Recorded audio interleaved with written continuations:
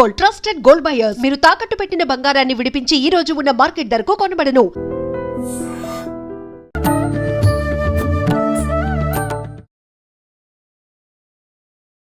నమస్కారం, welcome to I dream. ధర్మ మార్గం విత్ విజిత కార్యక్రమానికి స్వాగతం. ప్రస్తుతం మనతో పాటు ఉన్నారు శ్రీ విద్యా ఉపాసకులు శ్రీ కామాఖ్య అమృత శోధనా సంస్థ వ్యవస్థాపకురాలు వేణుశ్యామ అమ్మ. ఇప్పుడు వారితో మాట్లాడి మరిన్ని విషయాలు తెలుసుకుందాం. అమ్మ నమస్కారం. అమ్మ, మనం ఇంతకు ముందర మంత్రం యొక్క గొప్పతనం గురించి మాట్లాడుకునే సందర్భంలో శ్రీమాత్రే నమః గురించి మనం వివరణ ఇస్తున్నామమ్మ. దాని గురించి శ్రీ అంటే ఆల్రెడీ చెప్పాను. ఏంటి అంటే శ్రీ అంటే వాగ్భవకూటం, కామరాజకూటం, శక్తికూటం. మాత్రే నమః అన్నదానికి ఈరోజు చెప్పుకునే ముందు అసలు ఈ వాగ్భవకూటం, కామరాజకూటం, శక్తికూటం ఏంటి అని చెప్పుకున్నప్పుడు మనం అమ్మవారిని అన్ని నామాలతో పాటు ఈవిడికి ఒక్కరికే స్పెషల్గా ఉన్న నామం ఏమిటి అంటే త్రిపుర సుందరి. త్రిపుర సుందరి అంటే ఏంటి అంటే 3 పురాల్ని పరిపాలించే తల్లి. ఆ 3 పురాలు ఏంటి అంటే వాగ్భవకూటం, కామరాజకూటం, శక్తికూటం.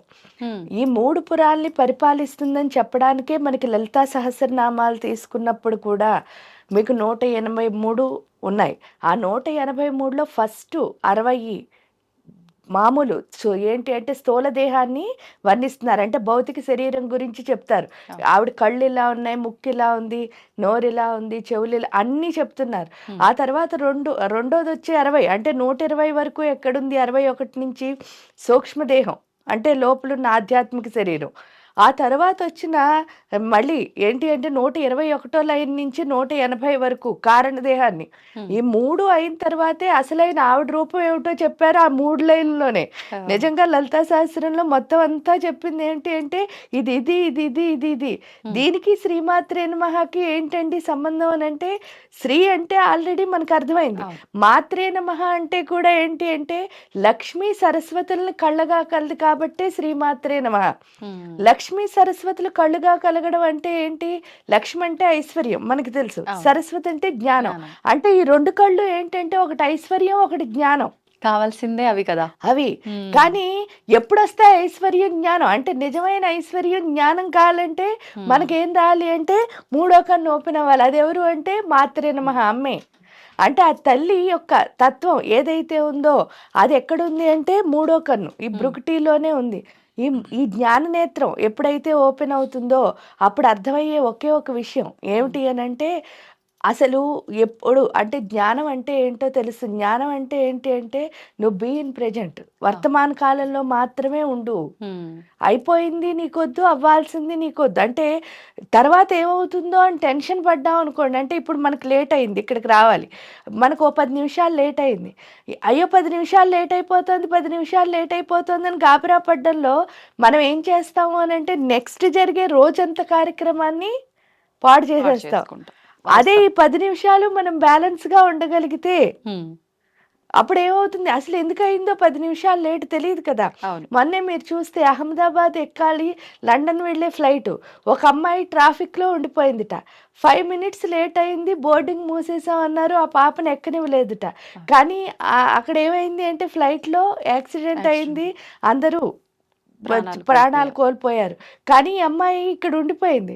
అప్పుడు మంచా చెడా అని ఆలోచించాం అనుకోండి, అంతా మన మంచికే అని చెప్పడానికి కారణం అదే. దానికి ఎగ్జాంపుల్ కూడా ఉంది. ఏంటి అంటే భారతంలో కౌరవులు, పాండవులు అంటే వర్తమాన కాలంలో ఉండడం ఎంత బెస్ట్ అన్నది మనం అర్థం చేసుకోవడానికి అంతకంటే లేదు. కౌరవులు, పాండవులు ఏం చేస్తారు అంటే పాచికలు ఆడారు. పాచికలు ఆడినప్పుడు శకుని మోసం చేశాడు పాండవుల్ని.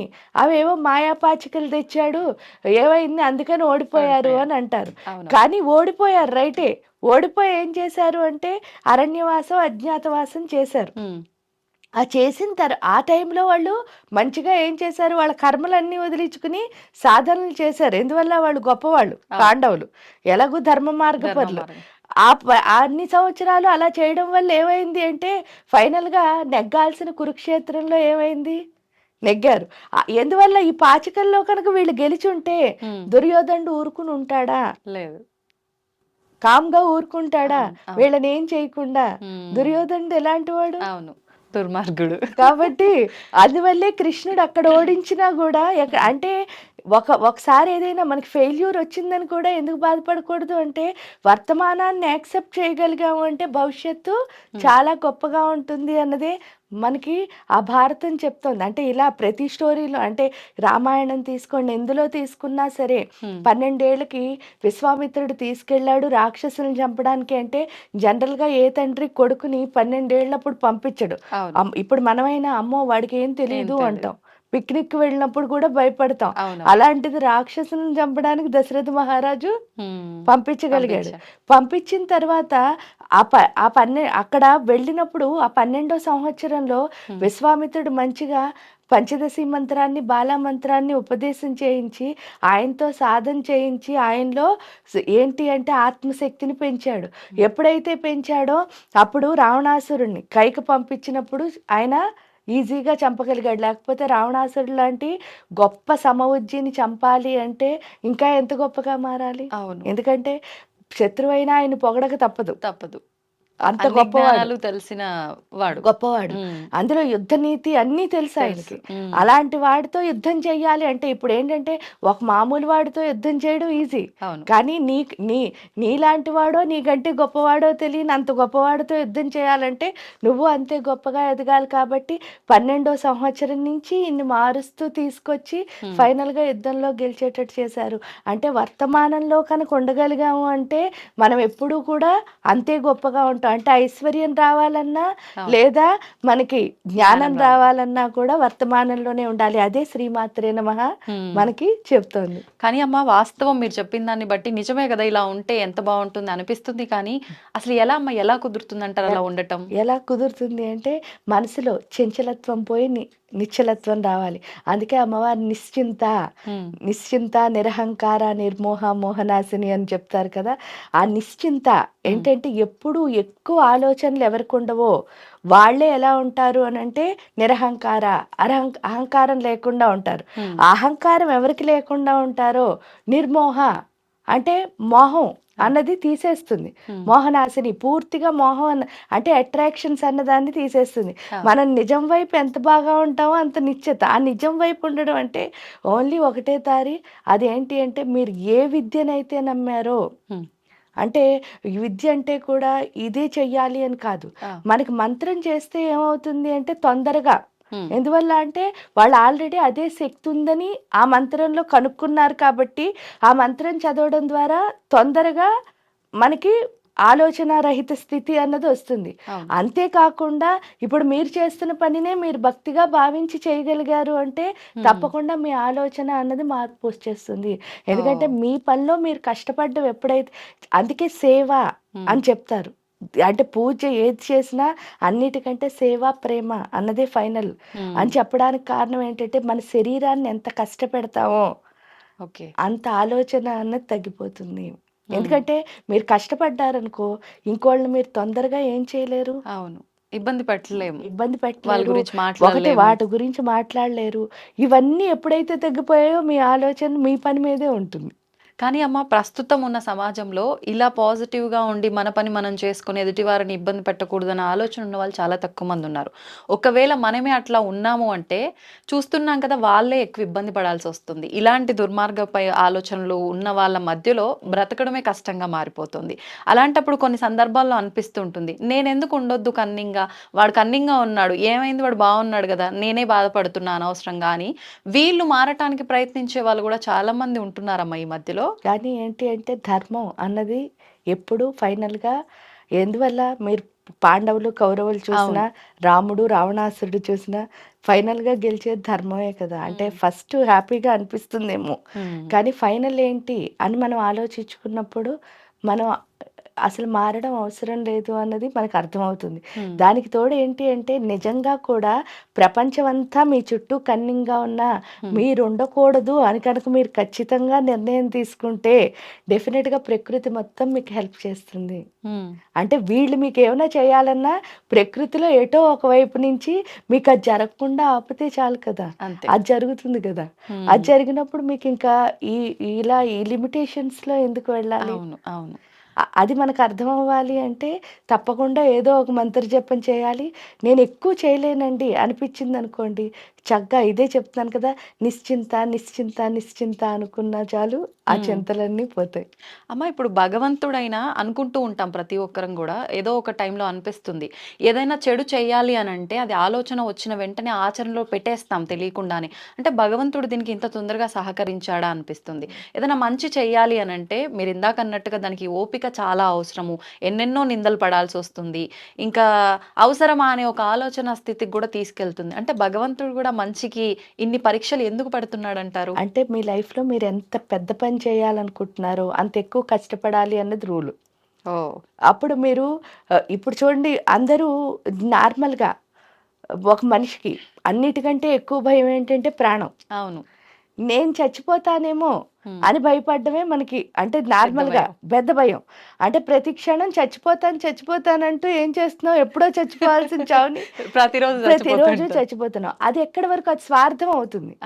కానీ నేను చచ్చిపోతే వీళ్ళు ఎలా బతుకుతారో అనుకోవడం ఏదైతే ఉందో అదేమవుతోంది, అది ఇంకో రకమైన భయం. అదేమిటి అని అంటే ఈ సృష్టిలో నువ్వు దేన్ని ఆపలేవు. నువ్వు లేకపోయినా ఏ పని ఆగదు. ఎందుకంటే నీ ముందు ఈ సృష్టి జరిగింది, నీ తర్వాత ఈ సృష్టి జరిగింది.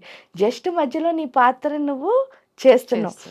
ఇది ఏంటి అంటే ఒక చిన్న సంఘటన చెప్తాను. అంటే నిన్నే నేను ఒక చోట ఒక ఆర్టికల్ చదివా. ఆ ఆర్టికల్లో ఏంటి అంటే స్వాతి వీక్లీలో యుద్ధనపూడి సులోచనారాణి గారని ఆవిడ నవల్స్ బాగా వచ్చేవి. వస్తే ఆవిడని ఒకళ్ళు అడిగారట ఒక ప్రశ్న.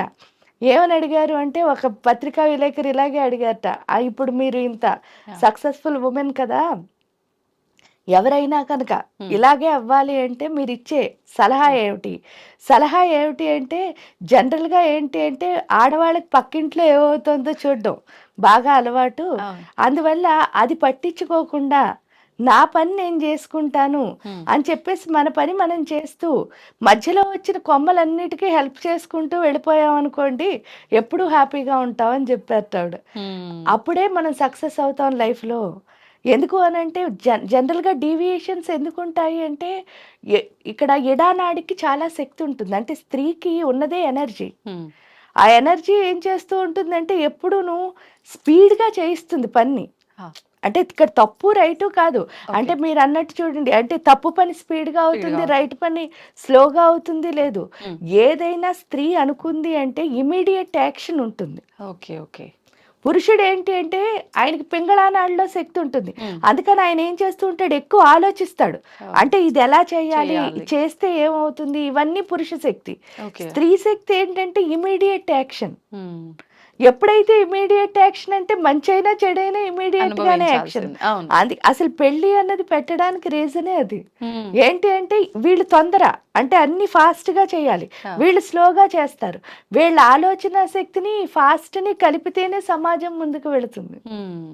కరెక్ట్. అందులో మళ్ళీ అంటే వయస్సును బట్టి కూడా ఈ పెళ్లి నిర్ధారణ ఇదంతా కూడా చేయడం జరిగింది కదమ్మా. అంటే ఆలోచన విధానం ఆడవారికైతే ఈ వయసు, మగవారికైతే ఈ వయసులో అని చెప్పి అన్ని అలా ఒక దగ్గర డిజైన్ చేయడం జరిగింది. డిజైన్ ఎందుకు చేశారంటే స్త్రీకి తొందర చాలా మెచ్యూరిటీ ఎక్కువ ఉంటుంది. అంటే ఆర్గనైజేషన్ స్కిల్స్ చాలా బాగుంటాయి.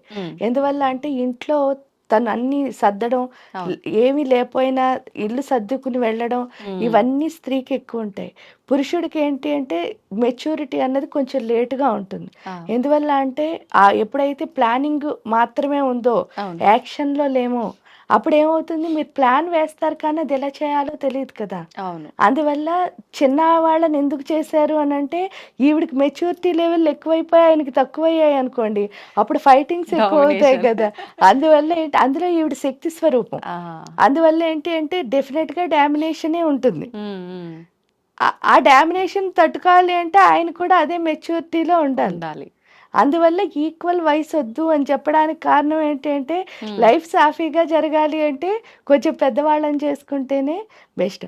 అలా కాకుండా ఏంటి అంటే ఇద్దరు మంచిగా మెచ్యూరిటీ ఉన్న వాళ్ళు ఉన్నారనుకోండి, ఒకే వయసు చేసుకున్నా ఏం పర్వాలేదు. అంటే ఒక్కొక్క ఫ్యామిలీలో చిన్నప్పటి నుంచి రెస్పాన్సిబిలిటీ తీసుకున్న అబ్బాయిలు కూడా ఉంటారు. అప్పుడు ఇద్దరు కలిసి ఒకే వయసు వాళ్ళు చేసుకున్నా ఏమి అవ్వదు, వాళ్ళు హాయిగా ఏదైనా అర్థం చేసుకునే దాన్ని బట్టి ఉంటుందేమో కదమ్మా. ఇప్పుడు ఒకప్పుడు ఇవన్నీ చూసేవాళ్ళు కానీ ఇప్పుడు ఇవన్నీ కూడా చూడట్లేదు. దానివల్లేనో ఏమో తెలియదు, కొంతమంది బాగుంటున్నారు, కొంతమంది పెళ్ళైన కొన్ని రోజులకే, నెలలు కూడా కాదు కొన్ని రోజులకే విడిపోతున్నారు. అసలు ఏంటమ్మా అంటే మనకు వివాహం అయ్యే తంతు అంతా కరెక్ట్ గానే ఉంటుంది. ఒకప్పట్లా అవుతుందా అని అంటే అదొక క్వశ్చన్ మార్క్. మళ్ళీ మంత్రాలు చదవడం దగ్గర నుంచి మనం పాటించే విధానం దగ్గర నుంచి ప్రతి ఒక్కటి క్రమంగా జరుగుతూనే ఉంది. అయినా ఎందుకు కరెక్ట్ గా ఉండట్లేదు అంటే అండర్స్టాండింగ్ లేకపోవడం అనుకోవచ్చా, ఇంకేదైనా రీజన్ ఉందనుకోవచ్చా? రీజన్ ఏంటి అంటే ఇండివిజువాలిటీ అని ఒకటి పెట్టుకున్నారు. ఉమ్, ఆ ఇండివిజువాలిటీలో ఏంటి అంటే చదువుకున్నాను అనుకుంటూ అవిద్యా స్వరూపుల కింద ఉంటున్నారు. ఉమ్, అందుకే అమ్మవారిని విద్య అవిద్యా స్వరూపిణి. విద్య ఏంటి అంటే ఎప్పుడు అనుభవంగా ఉండాలి. ఉమ్, అంటే ఇప్పుడు సపోజ్ చూడండి, మీరు చదువుకుంటారు, ఆ, చదువుకుని ఒక ఏదో జాబ్ కోసం అని చదువుకున్నారు. ఉమ్, నిజంగా అంటే డాక్టర్ చదువు, ఇంజనీర్ చదువు, ఇంకేదైనా చదవండి, మీ చదివిన చదువు మీ జాబులో ఎప్పుడు పనికొస్తుంది అంటే మీరు అక్కడ చెయ్యగా వచ్చిన అనుభవం మీకు పనికొస్తుందా, ఈ ఫస్ట్ నుంచి చదువుకున్న చదువు పనికొస్తుందా? ఉమ్. రియల్గా చెప్తే ఇది ఏంటి అనుభవం. అంటే మనకు అర్థం చేసుకోవడానికి ఒకటి అంతే. అవును. అంటే ఇది అని ఫైనల్గా. కానీ ఇక్కడికి వచ్చేసరికి అనుభవం మాత్రమే పనికొస్తుంది. అవును. అక్కడికక్కడే డెసిషన్ తీసుకోవాలి. ఎందుకంటే లైఫ్లో ప్రతి దాంట్లోనూ కూడా ఒక ఇంట్లో అయినా సరే మీరు అక్కడికక్కడ డెసిషన్ తీసుకోవాలి తప్ప అన్నిటికీ ఒకే మంత్రం పనికిరాదు. ఉమ్, అది తెలియాలి అంటే ఫస్ట్ ఆఫ్ ఆల్ ఏంటి అంటే నేను చదువుకుంటున్నాను అంటే మార్కులు మాత్రం వస్తున్నాయి. ఎందుకు అంటే దాంట్లో అనుభవం లేదు, బట్టి పడుతున్నాం, చదువుకుంటున్నాం. ఇప్పుడు ఏంటంటే 600కి 600 మార్కులు కూడా వచ్చేస్తున్నాయి. అవును. అసలు లాంగ్వేజెస్లో వెయ్యరు, కానీ ఇప్పుడు ఎలా వస్తున్నాయో అదే అర్థం కాలేదు. వచ్చేస్తుంది. చిన్న పులి స్టాప్ కామ పోయినా అక్కడ ఒక మార్క్ కట్టు, అలాంటి 600 600 వస్తున్నాయి అందరికి. అవును. కానీ అది ఎందుకు పనికి రావటం లేదు అంటే ఇదేమవుతోంది, నీకు ఇప్పుడు సపోజ్ చూడండి, మీరు కష్టపడి ఏదైనా సాధించారు, అప్పుడు మీకు దానివల్ల గుండెల్లో ఏమొస్తుంది, ఆనందం వస్తుంది. అవును. అదే మీకు ఏ కష్టం లేకుండాను ఏదో మీరు ఇందాక చెప్పిన కన్నింగ్ పనో తొంటరి పనో చేసి సంపాదించారు, అప్పుడు మీ గుండెకి హ్యాపీనెస్ వస్తుందా? ఉండదు. అంటే ముందల మనం ఏ స్టెప్ వేయాలన్నా మన దగ్గర ఆ నాలెడ్జే లేదు, భయపడుతూనే ఉండాలి.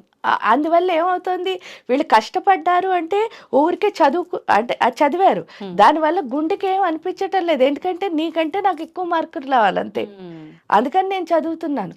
అందువల్ల నాకు ఇప్పుడు నాకు దేని మీద ఇష్టం ఉండి నేను చదవాలి, చదువు మీద ఇష్టం ఉండి చదవాలి. మీకంటే ఎక్కువ రావాలని చదవకూడదు. అంటే అక్కడే నేను డీవియేట్ అయిపోయాను. కాంపిటీషన్ అంటే అదే కదా. ఎప్పుడైతే డీవియేట్ అయిపోయానో ఆ చదువు వల్ల నా గుండెకి హ్యాపీనెస్ లేదు. హ్యాపీనెస్ ఎప్పుడైతే లేదో నేను ఆ హ్యాపీనెస్ ఏంటి ప్రతి దాంట్లోనూ వెతుక్కుంటున్నాను. ఫైనల్గా వచ్చేసరికి ఏమవుతుంది, భర్త భార్య అంటే నేను చెప్పినట్టు నువ్వెందుకు వినవు అనిపిస్తుంది, నువ్వు చెప్పినట్టు నేను ఎందుకు విన్ను అనిపిస్తుంది, అంతే విడిపోతున్నారు. కానీ ఏంటి అంటే ఇద్దరు ఒకళ్ళు చెప్పినట్టు ఒకళ్ళు అర్థం చేసుకుని అక్కడ ఏది రైటో అది, ఎందుకంటే మన ఇద్దరికి సంబంధించింది కదా కుటుంబం అంటే. అంటే ఇద్దరిలో ఎవరు, ఇప్పుడు చూడండి, మీ డబ్బులు మీవి, నా డబ్బులు నావి అని ఒకే ఇంట్లో ఉన్నాం అనుకో, మీ మాట మీ తిండి మీది, మీ టైం ప్రకారం మీరు తింటారు, నా టైం ఇంకా మన ఇద్దరం ఏం మాట్లాడుకోనప్పుడు మన మధ్యలో కమ్యూనికేషన్ గ్యాప్ ఎప్పుడైతే వస్తుందో మన ఇద్దరి పైన మనకేమీ ప్రేమ లేదు, రిలేషన్ లేదు. రిలేషన్ లేనప్పుడు విడిపోవడం ఈజీయే కదా, అంతే కదా, అలాగే అవుతుంది అంతే. అంటే ఎప్పుడైతే అనుభవంతో లేని విద్య మన దగ్గర ఉందో అది అహంకారానికి హేతువు. అందుకే చెప్తా, అహంకారం ఎప్పుడైతే వచ్చిందో విద్య అవిద్యా స్వరూపిణి. అహంకారం ఎప్పుడైతే వచ్చిందో ఇంకా అహంకారం మధ్యలో అసలు జ్ఞానానికి తావుండదు. జ్ఞానం ఎప్పుడు లేదో కామక్రోధ లోభ మోహమద మాత్సర్యాలు లోపల ప్రబలిపోయినప్పుడు ఇంకా అసలు వినాలనిపించదు. ఎందుకంటే ఒక్కొక్కసారి చూడండి, మన ఇంట్లోనే ఎవరైనా చాలా కోపం ఉన్న వాళ్ళు ఉంటారు, ఆ కోపం వాళ్ళకి వచ్చింది అంటే ఇంక అందరూ కామ్ అయితే ఓకే, కానీ అందులో ఒక్కళ్ళు మాట్లాడినా సరే అది ఎక్కడికి వెళ్తుందో కూడా అర్థం అవుతుంది. అవును, ఎక్కడో మొదలై ఎక్కడికో వెళ్ళిపోతుంది. ఎందుకంటే ఆ కోపానుకున్న లక్షణమే అది. అంతవరకు తీసుకురాకూడదు అనుకుంటే మిగతా ఇంట్లో అందరూ అంటే వీళ్ళకి కూడా అలాంటి కోపం లేకపోతే అందరూ కామ్గా ఉండిపోతారు. అవును, ఆ తర్వాత మళ్ళీ మాట్లాడుకుంటే వాళ్ళు బాగానే మాట్లాడతారు. కానీ ఆ పీక్ మూమెంట్ ఏదైతే ఉందో అది దాటలేకపోతున్నారు. ఎందుకు అంటే ప్రతి క్షణం ఆ కోపంతో రగిలిపోతున్నారు కదా. అవును, ఎక్కువ తక్కువ అనే భావన, మీరు అన్నట్టుగా అహంకారము. ఇప్పుడు చాలా మంది, మీరు అహంకారం అన్నారు కాబట్టి నాకు ఒకటి గుర్తొచ్చిందమ్మా, చాలా కుటుంబాల్లో మనం చూస్తున్నాము మగవాళ్ళది డామినేషన్ ఎక్కువగా ఉంటుంది. అంటే ఆడవాళ్ళు అంతే సమంగా కష్టపడి చేసిన ఎన్ని రకాలుగా మన కుటుంబాన్ని చూసుకున్నా అంతటా అని చెప్పలేం కానీ కొన్ని దగ్గరలా నేను చెప్పిందే నువ్వు వినాలి, ఎందుకు వినవు అనేటట్టుగా, పోనీ వాళ్ళు చెప్పింది వీళ్ళు కరెక్ట్గా విని ఆచరించినా కూడా ఎక్కడో ఒక దగ్గర ఖచ్చితంగా ప్రతి దాంట్లో తప్పు వెతికి ఇబ్బంది పెట్టే వాళ్ళు కూడా ఉన్నారు. ఇలాంటప్పుడు అసలు ఏం చేయాల్సి ఉంటుందంటారమ్మా? ఎంత ఓపికగా ఉన్నా ఫలితం లేదే, అసలు నేనేం చెయ్యాలి అనేది తోచని స్థితిలో ఉంటారు. ఏం చేస్తే బాగుంటుంది? అదెందుకు అదేంటి అంటే అసలు నిజంగా చెప్తే స్త్రీ అన్నది తల్లి స్వరూపం. పురుషుడుని పెళ్లిలో కూడా చెప్తారు 7వ బిడ్డ కింద స్వీకరించమని. అప్పుడు మీ కొడుకు మీతో ఉన్నాడు, వాడు మాట వినట్లేదు అనుకోండి, మిమ్మల్ని ఇలా, ఎందుకంటే కొడుకులకు చూస్తారు, కొడుకులు కూతుళ్ళు నేను చెప్పిందే నువ్వు విను అంటారు. విను అంటే మనం ఏం చేస్తాం, కాసేపు వింటాం. ఆ తర్వాత మన ఇద్దరం కూర్చుని మాట్లాడుకున్నాం అనుకోండి, సమస్యకి పరిష్కారం దొరికేస్తుంది. అప్పుడు ఇంకా ఇవన్నీ రావు. అంటే అది పెరిగిపోవడానికి కారణం ఏమిటి అంటే ఫ్రీగా వాళ్ళు కూర్చుని ఒకళ్ళతో ఒకళ్ళు మాట్లాడుకోకపోవడమే ఇప్పుడున్న సమాజంలో. ఎందుకు మాట్లాడుకోరు అంటే ఆ గొడవ అక్కడికి అయిపోయిందా, అయిపోయిన తర్వాత మళ్ళీ నవ్వుతూ మాట్లాడుకున్నామంటే ఇద్దరం కలిసి ఏంటి అక్కడ గడిపేస్తున్నారు. ఆ గడిపేయడం వల్ల ఏమవుతుంది, గుండెల్లో ఉన్న బాధ పోవటం లేదు, ఇద్దరు గుండెల్లోనూ సేమ్ బాధ ఉంది. బాధ పోకపోవడం వల్ల మళ్ళీ సిచ్యువేషన్ వచ్చేసరికి దెబ్బలాడేసుకుంటున్నారు. అంతే అంతే అమ్మా. మళ్ళీ కొంతసేపు పోయేసరికి అలా కలిసి ఉండేవాళ్ళు కొంతమంది అయితే, కొంతమంది కలిసి ఉండట్లేదు, అంతే తేడా. కానీ ఒకే ఇంట్లో ఉన్న వీళ్ళు కలిసి ఉండనట్టే లెక్క.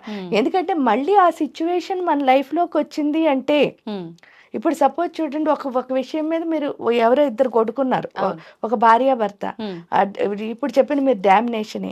ఆ డామినేషన్ అనే విషయం మీద కొట్టుకున్నప్పుడు ఆ తర్వాత కొంచెం సేపు పోయిన తర్వాత వాళ్ళు వీళ్ళు కూర్చుని మాట్లాడుకుని నేను ఇందుకు చేశాను అని కనుక ఆవిడ చెప్పగలిగారు అనుకోండి వారికి, అప్పుడు ఏమవుతుంది, అతను కూడా అర్థం చేసుకున్న తర్వాత ఇంకా మళ్ళీ అదే సిచ్యువేషన్ వచ్చినా మొన్న అది అయ్యింది కదా కాబట్టి ఇదేమో అని లింక్ చేసుకుంటారు, ఆలోచించే స్థితి వస్తుంది. ఎప్పుడైతే మీరిద్దరూ మాట్లాడుకోవటం లేదో, ఇప్పుడు నవ్వుతూ ఉన్నాం కదా అని వదిలేస్తున్నారు, కానీ అది క్యారీ ఫార్వర్డ్ అయిపోతుంది లైఫ్ అంతా. అప్పుడు ఏమవుతుంది, ఒకే విడిపోయిన వాళ్ళని చూసి అయ్యో 2 రోజుల్లో విడిపోయారని అనుకోక్కర్లే, కలిసి ఉన్న వాళ్ళు కూడా ఇంట్లో విడిపోయే ఉంటున్నారు. అవును అవును.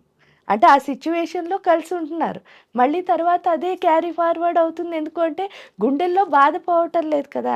కాబట్టి చెయ్యాల్సిన పని ఏమీ లేదు, చక్కగా ఏ గొడవ అయినా సరే ఆ గొడవ గురించి మళ్ళీ కొంచెం సేపు పోయిన తర్వాత ఇద్దరూ ప్రశాంతంగా ఉన్నప్పుడు మాట్లాడుకుని, ఎవరిది తప్పు అయితే ఏం తప్పులేదు కదా, మన ఇద్దరం భార్యాభర్తలమే, ఇద్దరిలో ఎవరి తప్పు అయినా ఏమైపోదు, మన డిగ్రీ ఏం పోదు. కాబట్టి హ్యాపీగా ఉండాలి అంటే మాత్రం కూర్చుని ప్రశాంతంగా మాట్లాడుకోవాలి. ఆ సిచ్యువేషన్ అయిపోయింది కదా అని వదిలేయకుండా ఆ సిచ్యువేషన్ గురించి ఇద్దరు ప్రశాంతంగా మాట్లాడుకుని ఎవరికి తప్పు అయితే వాళ్ళు అర్థం చేసుకుని మళ్ళీ నెక్స్ట్ టైం అది రిపీట్ అవ్వకుండా చూసుకుంటే సరిపోతుంది. అమ్మ నిజంగా మీరు చెప్పిన దాన్ని బట్టి ఇది వాస్తవం, కూర్చొని మాట్లాడుకోవాలి, దాన్ని అక్కడికి సార్ట్ అవుట్ చేసుకోవాలి. కానీ ఈ మధ్యకాలంలో ఈ మంత్రం చేసుకుంటే మీకు ఈ సమస్య తీరిపోతుంది, లేకపోతే ఈ రెమెడీ చేసుకుంటే ఇది తీరిపోతుంది, మొగుడు పిల్లలు కొట్టుకుంటున్నారా, మీరు కనుక ఇది చేస్తే అది క్లియర్ అయిపోతుంది, ఎలా క్లియర్ అవుతుందమ్మా? ఇది నమ్మొచ్చు అంటారా? ఎంతవరకు నమ్మొచ్చు అసలు? క్లియర్ అవుతుంది అంటే తప్పకుండా మంత్రం ఎవరైతే చేస్తారో, ఇక్కడ ఇది కూడా మంత్రం ఎవరైతే చేస్తారో వాళ్ళలో మార్పు వస్తుంది. మనలో ఎప్పుడైతే మార్పు వచ్చిందో వాళ్ళు ఏం చేసినా మనం వెళ్ళి మళ్ళీ సేమ్ ఇదే చేస్తాం కదా. చేయడం వల్ల అంటే ఇప్పుడు అహంకారం పోయి సాఫ్ట్నెస్ ఎప్పుడైతే వచ్చిందో, పోలే మన వాళ్ళే కదా తిట్టారని వదిలేసినా కూడా సమస్యకి పరిష్కారం దొరుకుతుంది కదా. ఇక్కడ అలా అది అవుతుంది. కానీ అది ఎప్పుడు అంటే పూర్తిగా ఆ మంత్రదేవతకి మనం సరెండర్ అయినప్పుడు. అంతేకాని ఆ మంత్రం చేస్తే అయిపోతుంది కదా అని చెప్పేసి ఫాస్ట్గా ఏదో చేసేసి అవలేదు అవ్వింది అలా చెప్పకూడదు. మనం పూర్తిగా ఆ మంత్రదేవత మీదే ప్రాణం పెట్టి ఆ మంత్రదేవతను నమ్మి భక్తిగా, ఇంకా నువ్వు తప్ప నాకు దిక్కు లేదు అన్నట్టు కనుక చేయగలిగితే తప్పకుండా అవుతుంది. దానికి తోడు అన్నిటికంటే ఫస్ట్ నమ్మకం ఉండాలి. అవుతుంది, అది అదంతా పక్కన పెడితే అంతా నువ్వు చూసుకుంటావమ్మా అనే నమ్మకం ఉండాలి. ఆ నమ్మకంతో చేస్తే డెఫినెట్ గా అవుతుంది. కానీ అటు అది ఉండదు, అవును ఇటు ఇది ఉండదు అంటే అది అవలేదని మళ్ళీ చెప్పకూడదు. అంటే ఇది 2 పడవల్లో ప్రయాణం లాగా ఉంటుందంట. ఏంటంటే ఇటు నేను వేళ్లతోనూ దెబ్బలాడుతూ ఉంటాను, అటు మంత్రము చేస్తానంటే కుదరదు. అవును అవును. అమ్మ ఇప్పుడు మంత్రం అన్నారు, ఫలితం ఉంటుంది అన్నారు, కానీ ఆడవాళ్ళే ఎక్కువగా అంటే కొంచెం ఎమోషనల్గా వీక్ ఉంటారు కాబట్టి ఏ ప్రయత్నం చేసినా వాళ్ళే చేయాలని ఎక్కువగా ఆసక్తి చూపుతూ ఉంటారు. కానీ ఈ ఆడవాళ్ళు అన్ని మంత్రాలు చేయడానికి వీల్లేదు అని చెప్పి మళ్ళీ ఇదొక సమస్య మన ముందుకు వస్తూ ఉంటుంది. నిజంగా ఇది వాస్తవం అంటారా? ఆడవాళ్ళు అన్ని చేయడానికి పనికిరాదంటారా? స్త్రీ అన్ని మంత్రాలు చేయొచ్చు, పనికిరానిదేమీ లేదు. ఎందుకంటే ఆమె స్త్రీ స్వరూపం, తల్లి అన్నీ చేయొచ్చు. స్త్రీ చెయ్యాలి అనడానికి కారణం ఏమిటి అంటే జనరల్గా కూడా ఆవిడ ఎంత చేస్తుందో ఆవిడది వాయుతత్వం, అంటే స్త్రీది వాయుతత్వం. అందుకే మీరు చూస్తే ఆడవాళ్ళ నోట్లో నువ్వు గింజ కూడా నాందో అని చెప్తారు. అంటే ఈవిడికి ఒకటి చెప్తే బీబీసీలో వేయించినట్టే అని, అంటే అందరికీ స్ప్రెడ్ అయిపోతుంది. వాయుతత్వం అవడం వల్ల అది స్ప్రెడ్డింగ్ ఎనర్జీ అనమాట. ఎప్పుడైతే స్ప్రెడ్డింగ్ ఎనర్జీయో స్త్రీది, తొందరగా ఇంట్లో ఇప్పుడు ఆవిడకి ఇవ్వడం ఒకటే తెలుసు, అమ్మకేంటి పిల్లలకి ఇవ్వడమే కదా తెలుసు. అప్పుడు ఈవిడ ఏం చేసినా సరే ఇంట్లో ఉన్న అందరికీ ఏమవుతుంది, స్ప్రెడ్ అవుతుంది ఆ ప్రేమతత్వం వల్ల. అందుకని స్త్రీని చేయమంటారు. ఆవిడకి ఇవ్వడం ఒకటే తెలుసు కాబట్టి చక్కగా ఈవిడ చేసిన శక్తి ఇంట్లో ఉన్న అందరిపైన పనిచేస్తుంది కాబట్టి అందరూ సుఖంగా హ్యాపీగా ఉంటారని చెప్పేసి స్త్రీని చేయమంటారు. దానికి తోడు ఏంటి అంటే ఎమోషన్స్ ఎప్పుడు స్త్రీలో ఎక్కువ వాయుతత్వంతో పడి, అందుకని ఆవిడ ఫాస్ట్గా అందరికీ చెప్పేయాలని ట్రై చేస్తారు. ఇక్కడ ఏమవుతుంది అంటే ఎమోషన్ కంటే రియలైజేషన్ ఇంపార్టెంట్. ఏడ అమ్మ అంటే కూడా 4 స్టేజ్లు ఉంటాయి. ఫస్ట్ స్టేజ్లో అమ్మ ఎలా ఉంటుంది అంటే స్వార్థంగా ఉంటుంది. అదేంటంటే నా పిల్లలే, అన్నీ నా పిల్లలకే కావాలి, ఆ టైపులో ఉంటారు. కానీ కొంచెం మెచ్యూరిటీ వచ్చిన తర్వాత ఆ తల్లి ఏమవుతుంది, వీళ్ళకి కూడా మన పిల్లలే కదా అని చెప్పేసి పెట్టడానికి ట్రై చేస్తారు. ఆ తర్వాత కొన్ని రోజులు వచ్చేసరికి ఏమవుతుంది, అంతా ఒక్కటే. అంతే. ఆ తర్వాత వచ్చేసరికి ఇప్పుడు నీ పిల్ల ఇంకో పిల్ల వచ్చింది, ఇద్దరిలో ఎవరు తప్పు చేశారో మీకు క్లియర్ గా తెలిసిపోయింది, మన పిల్లే చేసిందని తెలిసినా సరే అక్కడ వాళ్ళ అమ్మో నాన్నో లేకపోతే రియాక్షన్ వేరేలా ఉంటుంది, వాళ్ళ అమ్మో నాన్న ఉంటే రియాక్షన్ వేరేలా ఉంటుంది. అది పోవడాన్నే రియలైజేషన్ అంటారు. ఏంటంటే అది నా కూతురు తప్పు చేసినా సరే ఇంకో కూతురు తప్పు చేసినా సరే మనం నిజంగా ఎవరు తప్పు చేశారో అది చెప్పగలిగే స్థితి ఏదైతే ఉందో అదే నిజమైన తల్లితనం. అది కనుక వచ్చింది అంటే ఆ తల్లి వల్ల ఆ ఇంటికే కాదు ఆ ప్రపంచానికే మంచిది. అలాంటి తల్లులు కనుక వచ్చారు అంటే, ఎందుకంటే పూర్వం భారతదేశంలో అలాంటి తల్లులే ఉండేవారు అందరూ. అవును, అలాంటి తల్లులు ఇప్పుడు కూడా మళ్ళీ వస్తే కనుక ఏమవుతుంది అంటే దేశ పరిస్థితే మారిపోతుంది. ఆ భారతమాత చాలా హ్యాపీగా ఉంటుంది, మన భూమాత కూడా ఆనందంగా ఉంటుంది. కాబట్టి అందరూ తల్లులు అవ్వాలి అంటే మంత్ర సాధన మార్గం. అమ్మ, ఓంకారం చాలా ప్రాధాన్యత ఉంది ఓంకారానికి మన సనాతన ధర్మంలో. అయితే ఏంటి అసలు ప్రణవనాదం అని అంటూ ఉంటారు ఈ ఓంకారాన్ని, దాని విశిష్టత గురించి తెలియజేయండి. ఓంకారం అంటే ఏంటి అంటే ఓం అనేది శివాశక్తుల యొక్క స్వరూపం. కాబట్టి ఆ ఒక్క ఓంకారాన్ని కనుక చెప్పిస్తే శివాశక్తి యొక్క తత్వం మన లోపలికి వస్తుంది. ఇప్పుడు నార్మల్గా ఏంటి అంటే శివుడు అంటే ఎక్కడున్నాడు, మనం శ్రీ గురించి చెప్పుకున్నప్పుడే అనుకున్నాం ఆత్మభౌడే శివుడు, నా లోపల ఉన్న ఆత్మభౌడే శివుడు.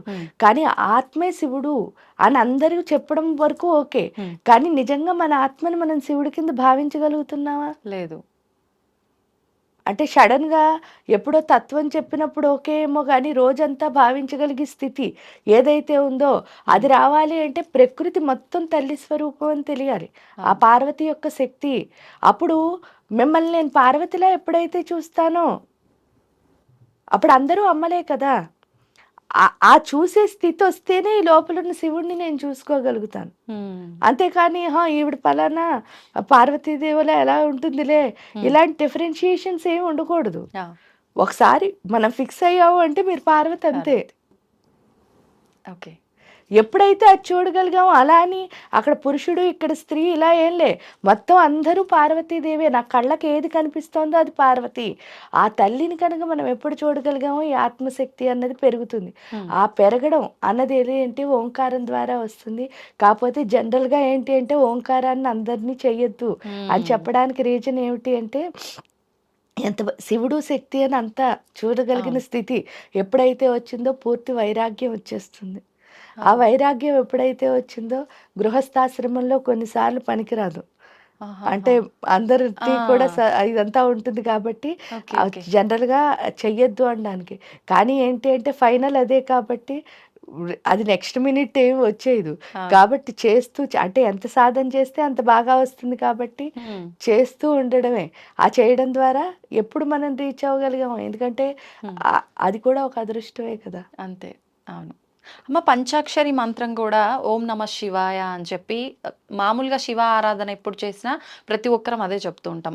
కానీ ఈ మధ్య కాలంలో నేను విన్నది ఓం నమ శివాయ మగవారు చేయొచ్చు కానీ ఆడవారు చేయకూడదు, శివాయ నమః అని చెప్పి చేసుకోవాలి అని చెప్పి. మీరు ఇందాక చెప్పినప్పుడే నాకు అర్థమైంది ఏ మంత్రమైనా ఎవరైనా చెయ్యొచ్చు అని. కానీ మరి ఎందుకు ఇలాంటి మాటలు మనం వింటున్నామంటారు? ఫస్ట్ పార్వతీ అమ్మవారు ఎవరో చెప్తే అప్పుడు ఆ తర్వాత మనం ఇంకేమైనా చెప్పచ్చు. పార్వతీ అమ్మవారు చేసిన మంత్రమే ఓం నమ శివాయ. ఉమ్, కాబట్టి ఆవిడ ఓం నమ శివాయతోనే శివయ్యను తెచ్చుకున్నారు. అవును. ఇది అసలు మంత్రశాస్త్రం అన్నది ఆత్మశక్తిని పెంచుకోవడానికి చేసేది మాత్రమే. ఉమ్, శరీరానికి స్త్రీ పురుషుడు అభేదం ఉంది. మీరు ఆత్మశుద్ధి చేసుకుంటున్నప్పుడు ఇంకా స్త్రీ పురుష అభేదం ఏముంది? ఉమ్, అవును. ఇక్కడ జెండర్ ఏమీ లేదు కదా. లేదు. ఉమ్, ప్రకృతి మొత్తం అంతా. అలాంటప్పుడు మీ ఆత్మశక్తిని మీరు పెంచుకోవాలనుకుంటున్నారు. ఉమ్. అప్పుడు అసలు అందుకని మంత్రాలు వీళ్ళు చెయ్యొచ్చా వాళ్ళు చేయకూడదా అంటే అసలు ఆత్మని శుద్ధి చేసుకునేటప్పుడు ఎవరైనా చెయ్యొచ్చు కదా. చెయ్యొచ్చు. ఉమ్, వీళ్ళు చెయ్యొచ్చా వాళ్ళు చేయకూడదా అని లేదు. అవును. ఎందుకంటే పార్వతీదేవి, సతీ అనసూయ, సుమతి వీళ్ళందరూ ఎలా మరి దేవుణ్ణి రీచ్ అయ్యారు? అరుంధతి. అవును. మరి వాళ్ళందరినీ మనం సంకల్పం చెప్పినట్టు చెప్పుకుంటున్నాం కదా. ఉమ్, ఉమ్, అరుంధతి వశిష్టాభ్యో నమః, అవును. సీతారామాభ్యో ఫస్ట్ వాళ్ళ పేర్లే వాళ్ళ చెప్పారు. పేర్లే. చెప్పాలి అంటే అవును. ఎందుకు అని అంటే ఆత్మశుద్ధి అన్నది ప్రతి ఒక్కళ్ళకే అవసరం. ఉమ్, ఇక్కడ స్త్రీకి పురుషుడికి అని కాదు, అందరికీ అవసరం. ఓకే. ఎవరైనా చెయ్యొచ్చు. ఉమ్, కాబట్టి వీళ్ళు చెయ్యొచ్చా వాళ్ళు చేయకూడదా అన్నది అసలు క్వశ్చన్ కాదు. ఎందుకు అంటే ఆత్మని శుద్ధి చేసుకోవాలనుకున్న ప్రతి ఒక్కళ్ళు చేసుకోవచ్చు. పైగా గురూజీ ఎప్పుడూ ఒకటే అడిగేవారు, ఏంటంటే నాకు అర్హత ఉందా అని చాలా మంది వచ్చి అంటారనమాట. నేను ఉపాసన చేయాలనుకుంటున్నానండి, శ్రీ విద్యా ఉపాసన, ఆ, నాకు అర్హత ఉందా అండి అంటారు. అంటే వినయంగా మంచిగా అదే. అడిగినప్పుడు గురూజీ ఒక్కటే చెప్పేవారు, నీ మనసులో ఒక ఆలోచన వచ్చిందంటేనే అమ్మవారు అర్హత ఇచ్చినట్టు, కాబట్టి నువ్వు హ్యాపీగా నేర్చుకోవచ్చు అని చెప్పేవారు. ఉమ్, ఓకే.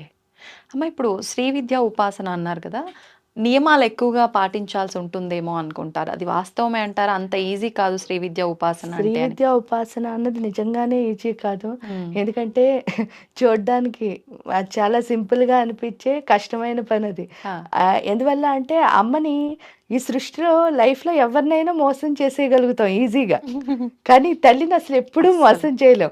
ఎందుకు అంటే ఆవిడ అందుకే సహస్రాక్షి. ఉమ్, ఈవెన్ ఇంట్లో తల్లినైనా మీరు చూస్తే మనం ఏం చేసినా సరే నెక్స్ట్ మినిట్ ఆవిడ కనిపెట్టేస్తుంది, ప్రతి కదలిక ఆవిడకి తెలిసిపోతుంది. తెలిసిపోతుంది. ఎందుకు అంటే తల్లి మన అంటే ఆవిడ ఆత్మకి మన ఆత్మకి చాలా కనెక్షన్ ఉంటుంది. అవును. అందువల్ల మనం ఎక్కడ ఏం చేసినా సరే అమ్మకి ఈజీగా తెలిసిపోతుంది. ఉమ్, పిల్లలు ఎక్కడైనా చేయనివ్వండి, అదే. వాళ్ళు ఏదో చేసి వచ్చారు, ఆవిడ కనిపెట్టేస్తుంది మొత్తానికి.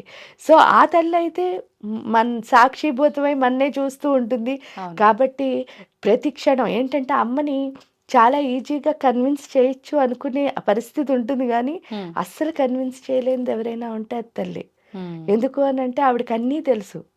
కాబట్టి మనలో ఏంటి అంటే ఒక్కొక్క అంటే చిన్ని తప్పు కూడా ఉండకూడదు. ఉమ్, మనలో ఉన్న ప్రతి లోపాన్ని బయటకు తీస్తుంది. అందుకని శ్రీ విద్యా ఉపాసన నిజం అంటే ఇది శరీరానికి సంబంధించిన నియమాల కంటే ఉమ్. ఆత్మ నిబంధనలు చాలా ఇంపార్టెంట్ శ్రీ విద్యా ఉపాసనలో. ఏంటమ్మా ఆత్మ నిబంధనలు అంటే? ఆత్మ నిబంధనలు అంటే ఏంటంటే నేను ఒకటి కమిట్ అయ్యాను. ఉమ్, దీక్ష అంటే అదే కదా, ఆ. దీక్షిత దైత్య సమని. మీరు ఎంత దీక్షగా ఉంటారో ఉమ్, అంటే మీరు ఇక్కడికి 11కి రావాలనుకున్నారు, సపోజ్ 11కి ఇక్కడికి వచ్చేయాలి. ఓ, 11 ఒక్క నిమిషం అవ్వకూడదు అనమాట. ఉమ్, ఎందుకు అవ్వకూడదు అని అంటే అంత నిబద్ధతతో ఉండాలి. మధ్యలో ట్రాఫిక్ జామ్ అయింది, ఉమ్, అది మీరేం చేయలేరు. అవును. కానీ మీరు బయలుదేరాల్సిన టైం మాత్రం మీకు ఖచ్చితంగా బయలుదేరాలి. ఉమ్, ఆ తర్వాత మధ్యలో ఏదో అయితే అది మనకి సంబంధం లేదు. సంబంధం లేదు.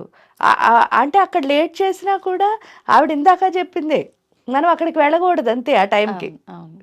సో ఇక్కడ ఏమవుతోంది అని మనం ప్రశ్నించుకుంటే ఏంటి అంటే ప్రతిసారి అంటే ఈరోజు నేను 9 నుంచి 10 వరకు ఈ మంత్రాన్ని జపం చేస్తాను అని మనం అనుకున్నాం. ఉమ్, అనుకుంటే ఖచ్చితంగా 9 నుంచి 10 వరకు మనం ఆ మంత్రాన్ని జపం చేసి తీరాలి. ఒకవేళ కుదరని పక్షం కుదరని పక్షంలో అన్నది అసలు క్వశ్చన్ మార్కే ఉండొద్దు. రాకూడదు. ఆ, ఎప్పుడు వచ్చిందో మీరు చేయలేరు గట్టి గ్యారంటీగా. ఆ, అంటే నాకు కుదరదేమో అనుకుంటే ఇంక చేయలేము. చేయలేం. నేను చెయ్యగలను అనుకుంటే మాత్రం ఖచ్చితంగా చేసేస్తాం. ఓకే. ఆ పరిస్థితి మనకి అలా క్రియేట్ అవుతుంది. ఎందుకంటే మనం ఒక మంచి పని చేద్దాం అనుకుంటే ఎంతో రోజులు కాదు, ఒక 10 డేస్ కనుక మీరు కమిట్ అంటే 10 డేస్ సమస్యలు వస్తాయి. అంటే ఆ టైంకి మీకు ఎవరో ఒకళ్ళు రావడం, మీరు చేయలేకపోవడం, ఇలాంటివన్నీ ఒడిదుడుకులు వస్తాయి. వస్తాయి వచ్చినా సరే నేను అనుకున్నాను కదా కూర్చుంటాను అని చెప్పి కనుక మీరు దీక్షగా 10 రోజులు కూర్చోగలిగితే 11వ రోజు నుంచి అసలు మీరు ఏమీ కష్టపడక్కర్లే, ఆటోమేటిక్గా అయిపోతుంది. ఓకే. ఎందుకంటే నిన్ననే ఎగ్జాంపుల్ చెప్తాను. మేము అంబుబాచి మేళాలో సతిచండీ హోమం చేద్దామని అనుకున్నాం కామాఖ్యపీఠంలో. చేద్దాం అనుకుంటే అందరూ ఎలాగంటే అసలు ఒక్కళ్ళు కూడా సపోర్ట్ చేయలేదు, తెలుసున్న ఎవ్వరు కూడా. అసలు ఎలా చేస్తారు, అక్కడ అంత జనం ఉంటారు, మీరు హోమం చేయడానికి ప్లేస్ దొరకదు, ఇది దొరకదు, అది దొరకదు, మీరు అసలు పైకే ఎక్కలేరు ఫస్ట్ ఆఫ్ ఆల్. ఎందుకంటే పైకి ఎక్కలేమంటే మనకి కొండ కిందనే నుంచి నడిచే వెళ్ళాలి పైకి. ఇవన్నీ కారణాలు చెప్పారు. చెప్తే సరే ఏదో ఒక తావు దొరుకుతుంది కదా, అమ్మని నమ్మి వెళదాము, ఎప్పుడు చేయలేదు కదా, ఫస్ట్ టైం అంబుబాచి మేళాలో అంటే ఈ 18 పీఠాల్లో వరుసగా చేస్తున్నాం కాబట్టి ఈ టైం అక్కడ ప్రీషియస్ కాబట్టి ఆ టైంలోనే చేద్దాము అని అనుకుని సరే అందరూ అలా చెప్పినా నువ్వు ఉన్నావు కదా అని చెప్పాం, వాడికి దండం పెట్టాం. కానీ ఒక్కటి కూడా కష్టపడకుండా అది ఎలా వచ్చింది అంటే ఏమీ తెలీదు. అంటే ఏమి అసలు అంటే ఇలా పలానా వాడు పలుకుబడి ఉపయోగి అసలు ఏమీ చేయలే, కానీ వాటంతట అవే సమకూరే, హ్యాపీగా హోమం చేసుకున్నాం, హాయిగా వచ్చేసాం అంతే. అంటే దీన్ని బట్టి మీరు ఇందాక అన్నట్టు మనకు ఆ చెయ్యాలి చేస్తాం ఖచ్చితంగా అనే భావన ఉండాల్సిందే. అంటే అదొక్కటే ఉండాలి. అంటే నేను చెయ్యలేనేమో అని ఎప్పుడు అనుకున్నారో నెక్స్ట్ రోజే ఆగిపోతుంది. ఎందుకు అంటే ఆల్రెడీ మీరు ఆ ఎనర్జీని అక్కడ పెట్టేస్తున్నారు కదా. అవును, అవును. అంటే నాకు కుదరదేమో, అలా టైం పెట్టుకుంటే అవ్వదేమో ఏం అనుకోకూడదు. చేద్దాం అనుకున్నాను, స్టార్ట్ చేస్తాను, మిగతాదంతా ఎవరు చేయించే వాళ్ళు ఉంటారు అంతే. ఓకే అమ్మ, ఇది ప్రతి ఒక్క విషయంలోనూ ఇలానే తీసుకోవాలంటారా? అంటే దేవత ఆరాధన విషయం ఒక్కటే కాదు, మన నిత్య జీవితంలో కూడా అంటే కీడెంచి మేలెంచు అని చెప్పి పెద్దవాళ్ళు చెప్తారు. అంటే ప్రతిదీ మనం ఇలా అవుతుందేమో అని ఆలోచించిన తర్వాత పాజిటివ్ అయితే బాగుంటుంది. మా పెద్దవాళ్ళు అలానే చెప్పారు, మేము ఇలానే ఆలోచిస్తామని. చాలామంది ఎక్కువ నెగిటివే ఆలోచిస్తూ ఉంటారు. అవ్వదు అవ్వదు అనుకొని అయితే చాలా హ్యాపీ ఉంటుంది, అవుతుంది అవుతుంది అనుకొని అవ్వకపోతే చాలా బాధపడతామని చెప్పి ఇలా ఆలోచించి అలా ఆలోచిస్తారు. దీన్ని ఎలా తీసుకోవచ్చు అంటారమ్మా? అసలు అవుతుంది అవ్వదు అన్నది మొదలైంది అంటే మీరు ఆ పని చేయడం ఎందుకు, వేస్ట్ కదా. మీరు ఏదైనా ఒక పని చేయాలి అంటే నా లైఫ్లో నేను సక్సెస్ అవనేమో అనుకుని మనం పని మొదలెడితే ఇంక పని ఎలా సక్సెస్ అవుతాం? అంటే అవుతుందనే కదా వెళ్ళాలి దేనికైనా. అవును. కాబట్టి అసలు అవ్వదు అన్న మాటే మన మెదడులోకి రాకూడదు. ఎప్పుడు వచ్చిందో ఆ పని అవ్వదు, మీకు డౌట్ వచ్చింది ఆ పని చెయ్యొద్దు అసలు. లేదు అవుతుంది అనుకుని వెళ్ళండి. ఫస్ట్ చెప్పిందే 10 రోజులు కష్టం అవుతుంది. ఎందుకు అవుతుంది అంటే మీరు నుంచోరో చూడాలి కదమ్మా. ప్రకృతి అయినా ఏ పనైనా మంత్రం అని కాదు, మనం నుంచో చూడాలి కదా. అవును. ఇప్పుడు తల్లి తండ్రి అయినా మనని టెస్ట్ చేస్తారు కదా, చేస్తారు. ఇది చేయగలవా చేయలేవా, అవును నేను చేస్తానన్నవన్నీ నాకు ఇచ్చేయరు కదా, ఏది కరెక్టో కాదో చూస్తారు. మరి అలాంటప్పుడు ప్రకృతి కూడా అంతే, నేను కరెక్ట్ అంటే నాకు నిజంగా అది కావాలంటే నేను నుంచోవాలి. నుంచుంటే 10 రోజులు 11వ రోజు నుంచి మీరు అస్సలు కష్టపడక్కర్లే, వాటంతట అవే అయిపోతూ ఉంటాయి మీకే తెలియకుండా. వాటినే చాలా మంది దేవుడు పూజ చేసేవాళ్ళు మా లైఫ్లో మిరాకిల్స్ అంటే ఏంటి అసలు, మనం నుంచుంటేనే మిరాకిల్స్ వస్తాయి. ఎందుకు ఒక ఎగ్జాంపుల్ చెప్తాను. ఫస్ట్ టైం మదురై వెళ్ళామమ్మా. మదురై వెళ్ళినప్పుడు 10 days చాలా హ్యాపీగా, అంటే టెంపుల్లో ఎవరో ట్రస్ట్ వాళ్ళు పూజలకి తీసుకువెళ్ళారు, అక్కడ క్లాసులు అవి చెప్పాం కాబట్టి ఆ టెంపుల్లో చాలా చాలా మంచి భోగాలన్నీ జరిగాయి. జరిగిన తర్వాత ఏంటయిందంటే ఫస్ట్ టైం మళ్ళీ కంచి వచ్చాను, ఆ తర్వాత ఎప్పుడో కొన్ని రోజుల తర్వాత అంటే మధుర మీనాక్షి, కంచి కామాక్షి, కాశీ విశాలాక్షి అంటారు తెలుసు అవును, కదా. అవునమ్మా. అయితే కంచి వస్తే అమ్మా అక్కడైతే వాళ్ళు తీసుకెళ్లారు హ్మ్. కాబట్టి ఎంతో బాగా జరిగింది. ఇక్కడ నాకు తెలిసిన వాళ్ళు ఎవరూ లేరు కదా నువ్వు తప్ప. హ్మ్. ఆ, ఇక్కడ ఏం ఎలా చేయ- జరుగుతుందో తెలీదు అని చెప్పేసి వెళ్ళాం. ఆ. వెళ్ళేసరికి కరెక్ట్ గా టెంపుల్లోకి వెళ్ళామమ్మా. హ్మ్. టెంపుల్లోకి వెళ్ళేసరికి నువ్వు తెలిసిన దాని అంతే మనకి, హ్మ్. అంటే అవును. ఆ అమ్మ తప్ప ఎవరూ అంతే. తెలీదు. వెళ్ళేసరికి ఆయన ఎవరో తెలీదు, అసలు వాంగ వాంగ వాంగ వాంగ అని లోపలికి తీసుకెళ్ళిపోయారు. ఆ. లోపలికి అంటే ఎంత లోపలికి అంటే మరి ఏంటి అక్కడ లోపల శ్రీచక్ర అంటే ముందు గేట్ వరకు తీసుకెళ్ళారు. తీసుకెళ్ళి అంతా చేయించి ఆయన అన్నీ చూపించారు. హ్మ్. చూపించిన తర్వాత బయటకు వచ్చిన తర్వాత ఆయన ప్రసాదం అంతా ఇచ్చారు. ఇచ్చిన తర్వాత కేరళలో ఎక్కడుంటారు అన్నారు. ఆ రోజు నాకు తెలియదు, నేను కేరళ శారీ కట్టుకుని వెళ్ళా. కేరళలో ఎక్కడుంటారు అన్నారు. కాదు ఆంధ్ర అని. ఆయన పాపం కేరళ ఆయన, ఆ ఆహాహాహా. పూజారి ఎవరో ఆయన, మేము కేరళ అనుకుని పాపం లోపల వరకు తీసుకెళ్లారు. కానీ తీరా చూస్తే కాదని కాదు. తెలిసింది. కానీ మామూలుగా అంటే ఆయన అనుకున్నది వేరు, జరిగింది వేరు. ఆ. కాకపోతే మనకైతే చాలా బాగా దర్శనం జరిగింది అయింది దర్శనం. హ్యాపీగా. అంటే ఆవిడ ఒక్కతే తెలిస్తే చాలు కదా. అంతే అంతే. అందుకని ఎప్పుడైనా సరే మన, అందుకే మీరు చూస్తే కూడా థాట్స్ ఎప్పుడు హైగా ఉండాలంటారు లైఫ్లో Hmm. ఎదగాలంటే. అంటే మీరు ఆ హైనే పట్టుకోవాలి. ఎప్పుడైతే దాన్ని పట్టుకున్నారో మిగతావన్నీ ఈజీ అయిపోతాయి. అలా అని నేను నేను చెప్పేది ఏంటి అంటే, నేను దేవుణ్ణి కొలుస్తున్నాను కాబట్టి, నేను అమ్మని నమ్ముతున్నాను కాబట్టి అమ్మ అమ్మ అమ్మ అనుకుంటూ వెళ్తున్నాను. Hmm. అదే మీరు ఇంకో దాన్ని నమ్మచ్చు, మీరు చేస్తున్న వృత్తిని నమ్మచ్చు. ఆ వృత్తిని మీరు పట్టుకున్నా సరిపోతుంది. అప్పుడే మీకు పాజిటివ్ థింకింగ్ వచ్చేస్తుంది ఆటోమేటిక్గా. Hmm. ఎందుకంటే మీరు మీరు అనుకున్న హై లాస్ట్ది ఏదైతే ఉందో అవును. దాన్ని ఎప్పుడైతే పట్టుకున్నారో ఆటోమేటిక్గా ఈ కిందవన్నీ మీరు చేసేసుకోగలుగుతారు Hmm. ఈజీగా. ఈజీగా. ఆ హై అంటే ఏంటంటే కూడా నేను అంటాను ఒక వ్యక్తి లేకపోతే ఒక ఇది కాదు. Hmm. చక్కగా మీరు అనుకున్న, ఇప్పుడు సపోజ్ నేను ఇందులో ఎదగాలి, ఆ వృత్తి ఏదైతే ఉందో ఆ వృత్తిలో ఫైనల్ ఏంటి Hmm. దాన్ని పట్టుకోవాలి. అది ఎంత అంటే భక్తిభావంతో, ఏదైనా భక్తే ఉండాలి. ఎందుకంటే డివోషన్ లేకుండా మనం ఫైనల్కి చేరలేము. చేరలేము. ఎందుకంటే మీరు అనుకున్న పనిని మీరు ఇష్టంగా చేయాలి, అదే డివోషన్ అంటే. Hmm.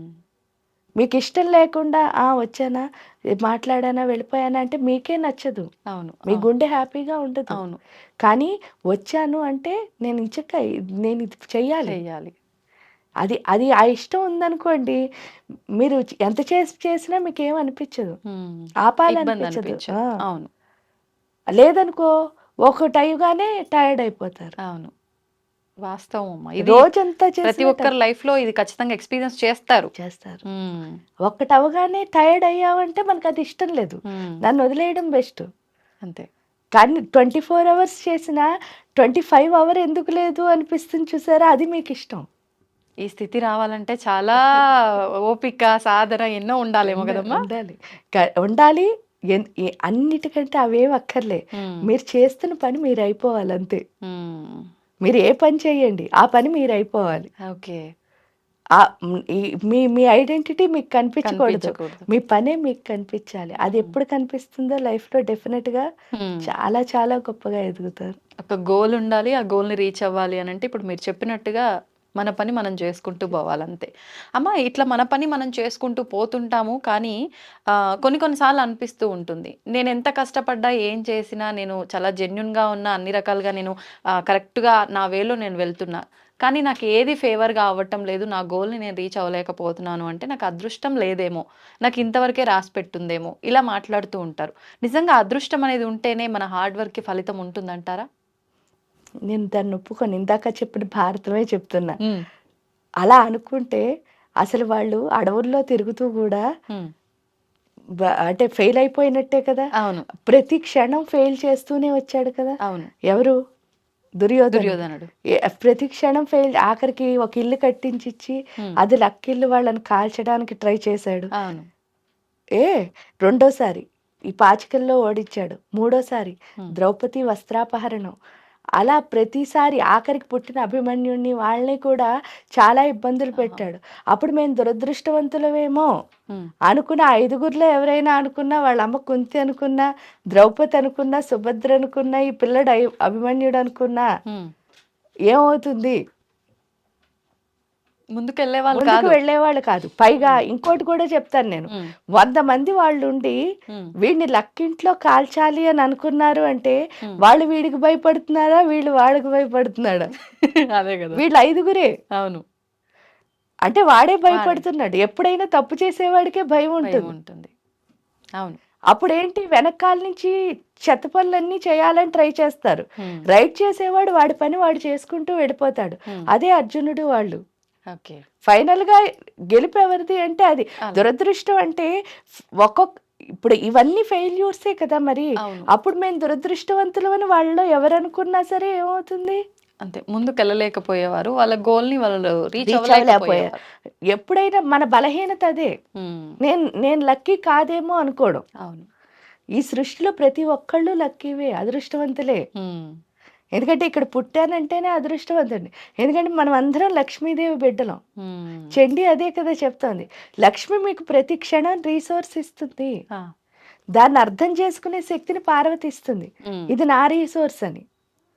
ఆ తర్వాత సరస్వతీదేవి ఇస్తుంది, ఈ వచ్చిన రీసోర్స్ని ఎలా మీకు అనుకూలంగా మార్చుకోవాలి. కాబట్టి లక్ష్మి, సరస్వతి, పార్వతి ముగ్గురు మీతోనే ఉన్నారు. అప్పుడు మీరు దురదృష్టవంతులు ఎలా అవుతారు? అంతే కదా. ఈ సృష్టిలో ఎవ్వరూ దురదృష్టవంతులు కాదు, ప్రతి ఒక్కళ్ళు అదృష్టవంతులే. మన బలహీనతే మనని ఫెయిల్ చేస్తుంది. ఓకే. మనం అందుకని బలహీనత వదిలేసి బలాన్ని పెంచుకుంటే సరిపోతుంది. ఎవరికైనా అంతే. చూడండి, చాలా మంది నా పైన వాళ్ళు ఏదో ప్రయోగం చేశారండి, లేకపోతే నన్నేమో నాకు దెయ్యం పట్టిందండి, ఇలాంటివన్నీ చెప్తారు చూసారా, అవన్నీ బలహీనతలే. అంటే మనలో ఉన్న బలహీనత పోవాలంటే మనం పెంచుకోవాల్సిన శక్తిని కదా. అప్పుడు మంత్ర సాధన చెయ్యమ్మా, నీకు అవన్నీ ఎందుకంటే ఎప్పుడైతే నువ్వు ఇంకోళ్ళ మీద నీ బలహీనతను ఆపాదించేస్తున్నావో, దుర్యోధనుడు తప్పు చేశాడు అన్నది ప్రపంచానికి తెలుసు. కానీ భీముడు ఏమి దానికోసం అమ్మో దుర్యోధనుడు నన్ను చంపేస్తాడేమో అని భయపడలేదు. పైగా వాళ్ళకు వరం కూడా ఉంది, 5గురిలో ఫస్ట్ వాడిని ఎవరు చంపారో మిగతా 4గురిని వాడే చంపుతాడు. అంటే 5గురు ఉన్నారు, వాళ్ళు బలవంతులు. 5గురిలో ఒకడు ఫస్ట్ వాడిని చంపిన వాడే మిగతా 3గురిని చంపుతాడని. అది ఎవరు అన్నది ఎవరు కనిపెట్టలేకపోయారు, కానీ అది భీముడు. ఫైనల్ గా దుర్యోధనుడిని కూడా చంపాడు. కానీ భీముడికి తెలుసు కదా, నేనే వాళ్ళని ఒక్కొక్కళ్ళని మట్టు పట్టించానని. అవును. సో అంటే ఇక్కడ అర్థం ఏమిటి అని అంటే, మనం బలహీన పడిపోకుండా బలంగా ఉండాలి. ఆ బలంగా ఉండడానికి మీరు ఏ విధంగా, ఇప్పుడు చూడండి, మంత్ర సాధన చేయడం ద్వారా శక్తి వస్తుంది. అంతేకాకుండా ఇప్పుడు కొంతమంది మోటివేట్, ఎవరైనా మాట్లాడితే వింటూ ఉంటే వాళ్ళు మోటివేట్ అవుతారు. అలా లేదా మీకు మీరు చెప్పుకునే స్థితి ఉంటుంది, అది గొప్పది. ఎప్పుడు మిమ్మల్ని మీరు సమాధానపరుచుకునే స్థితి, అది ఇంకెక్కడికి వెళ్ళక్కర్లేదు. హాయిగా మీరు కూర్చుని మిమ్మల్ని మీరే సమాధానపరచుకోవచ్చు ప్రశాంతంగా. ఇలా మీకు ఏ విధంగా నప్పితే ఆ విధంగా మీ శక్తిని పెంచుకోవాలి తప్ప బలహీనులు అయిపోకూడదు. ఇప్పుడున్న పరిస్థితి బలహీనులు అవడం వల్ల వచ్చింది తప్ప దురదృష్టవంతులు అన్నవాళ్ళు ఈ భూమి మీద ఒక్కళ్ళు కూడా ఉండరు. ఓకే. అంటే ప్రతి ఒక్కరు అలా భావన చేసుకుంటున్నారు, అలా ఇంకా వీక్ అయిపోతున్నారు అంతే. అది తెలుసుకుంటే అందరూ ముందుకెళ్ళొచ్చు ఆ భయం నుంచి బయటపడి. అమ్మ, మనకు ఆషాఢ మాసంలో తొలి ఏకాదశి ప్రారంభం అవుతోంది. అప్పటి నుంచి పండుగలన్నీ కూడా ప్రారంభమవుతాయి. అంటే మన ప్రతి నెలలో మనకి 2 ఏకాదశులు వస్తాయి. మన సనాతన ధర్మంలో ఏకాదశికి ఒక ప్రత్యేకమైన ప్రాధాన్యత ఉంది. మరి ఈ ఏకాదశికి మాత్రం ప్రత్యేకించి చాతుర్మాస దీక్షలు ప్రారంభమవుతాయి, విష్ణుమూర్తి ఆరాధన ప్రారంభమవుతుంది. ఏంటమ్మా, దాని గురించి వివరించండి. తొలి ఏకాదశి అంటే అందరూ మొదటగా వచ్చే ఏకాదశి అని చెప్తారు. కానీ తొలి ఏకాదశి అంటే ఏంటంటే తొలకరివాన స్టార్ట్ అయ్యే టైము, అందుకని ఫస్ట్ ఏకాదశి. ఈ ఆషాఢ మాసం అన్నది మీరు చూస్తే శూన్యమాసం, ఇక్కడి నుంచే మొదలవుతుంది రోజులన్నీ. ఆషాఢం, శ్రావణం, భాద్రపదం, ఆశ్వీజం, కార్తీకం. ఈ ఆశ్వీజ కార్తీక మాసాలు చాలా గొప్ప మాసాలు. ఎందుకు అంటే ఏ సాధకులకైనా సిద్ధినిచ్చే మాసాలు. అందుకే ఆశ్వీజ పౌర్ణమి నుంచి కార్తీక పౌర్ణమి వరకు ఉన్న నెల రోజుల రాత్రుల్ని బృందావనంలో అయితే రాసని చేస్తారు, మామూలుగా వాటిని సిద్ధరాత్రులు అని పిలుస్తారు. అందుకే మీరు చూడండి, కాలరాత్రి, మహారాత్రి, మోహరాత్రి. ఆ మోహరాత్రులు అని ఈ నెల రోజుల్ని. Hmm. ఏంటి అంటే మనలో ఉన్న ఆకర్షణలన్నీ పోయే రాత్రులు. ఆ. మీరు చూస్తే కూడా ద్వాదశి వరకు, క్షీరాబ్ది ద్వాదశి వరకు ఈ చాతుర్మాస్య దీక్షలు జరుగుతాయి. Hmm. ఎందువల్ల అంటే ఇవి చేసుకోవడం ద్వారా ఆ సమయంలో దీక్ష, భాద్రపద మాసం మళ్ళీ శూన్యమాసం, ఆషాఢ మాసం శూన్యమాసం. శూన్యమాసం. ఈ శూన్యమాసాల్లో సాధన చేయడం ద్వారా బోళ్ళంతా మంచి అంటే ఏంటి అంటే శక్తి అన్నది బాగా వస్తుంది. అంటే దేవతారాధనకి. దేవతారాధన వల్ల. అంతేకాకుండా అవేమో మోహరాత్రులు, మనలో ఉన్న ఆకర్షణలు. జనరల్గా ఏంటి అంటే సాధకుడికి ఆకర్షణలను వదిలేయడం, దైవం వైపు ముందుకు వెళ్ళడం, ఈ మొత్తం ఈ మాసాలన్నీ ఏం చేస్తున్నాయి, ఈ 4 నెలల కాలం మన్ని అక్కర్లేనివన్నీ వదిలించేసి ఆధ్యాత్మికంగా ఎదగడం. ఆషాఢ మాసం నుంచి మనకి భాద్రపద మాసం ఎండింగ్ వరకు చేస్తే ఆశ్వీజ కార్తీక మాసాలు దేవతను చేరుకోవడానికి ముందుకు తీసుకువెళతాయి. అందుకని ఈ 4 నెలల కాలాన్ని దీక్షగా పట్టి సాధకులు ఏం చేస్తారు అంటే మంత్ర సాధన చేసుకుంటూ ఇంకా వాళ్ళు పూర్తిగా మంత్ర సాధనలోనే ఉంటారు. ఆ ఉండడం ద్వారా ఏమవుతుంది అంటే వాళ్ళకంటూ ఒక మంత్రం ఉంటుంది. ప్రతి సాధకుడు ఎన్ని మంత్రాలు చేసినా వాళ్ళకి అంటూ ఒక మంత్రం ఉంటుంది. గురువు మెయిన్గా ఇచ్చిన మంత్రం. ఆ మంత్రాన్ని పూర్తిగా ఆ 4 నెలల కాలం పాటు సాధన చేయడం ద్వారా ఆ మంత్ర దేవతకి దగ్గర అవడం. ప్లస్ ఏంటి అంటే ఆ టైంలో తిండిని కొంచెం తగ్గిస్తారు. ఎందువల్ల తిండి ఎక్కువ తినడం వల్ల బద్ధకం అన్నది పెరిగి నిద్ర అన్నది పడుతుంది. కానీ ఏంటంటే నిద్ర తిండి తగ్గించి, అంటే శరీరానికి సంబంధించిన సుఖాల్ని తగ్గించి పూర్తిగా కష్టపడి దేవత వైపు వెళ్ళడానికి చేసేదే ఈ చాతుర్మాస్య దీక్ష. అమ్మ, ఇప్పుడు భగవంతుడు యోగ నిద్రలో ఉంటాడు అని అంటారు. కొంతమంది నిద్రపోయిన తర్వాత భగవంతుడు మా కోరికలు ఎలా తీరుస్తారు అని మూర్ఖంగా మాట్లాడుతూ ఉంటారు. అసలు ఏంటమ్మా దాని గురించి వివరణ? యోగ నిద్ర అంటే నిద్రపోవడం అని కాదు, ఆయన పూర్తిగా ఎందులో అంటే ధ్యానంలో ఉండడం అని.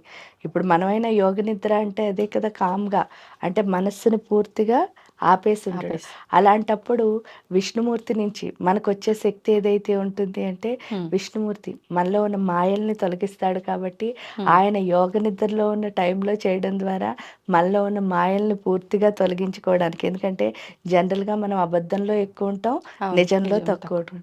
ఇక్కడికి వచ్చేసరికి ఏంటి అంటే అబద్ధాన్ని వదిలేసి నిజం వైపు వెళ్ళే స్థితి అన్నది మనకి విష్ణుమూర్తి నేర్పిస్తాడు. పైగా ఏంటి అంటే మన లోపల విష్ణు గ్రంథి అని ఒక గ్రంథి ఉంటుంది.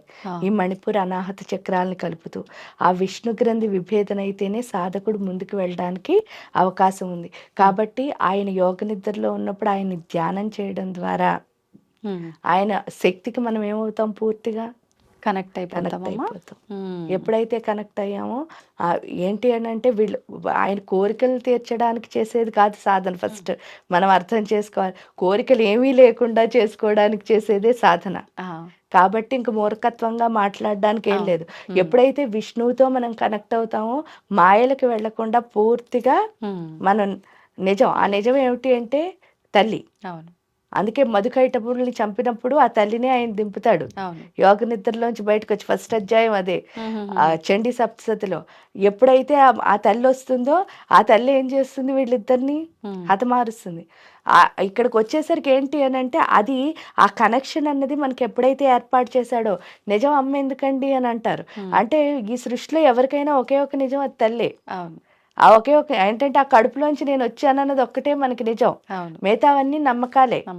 అంటే విష్ణు మాయని తొలగించి ఆ తల్లితో కలుపుతాడు అనమాట. ఎప్పుడైతే కలిపాడో అందుకే మనకు వచ్చేసరికి కార్తీక మాసం ఎండ్ అయి మనం దీక్ష విరమించే టైంకి ఏంటి అంటే ఆ రాధాదేవి శక్తిలో మనం కలిసిపోతాం.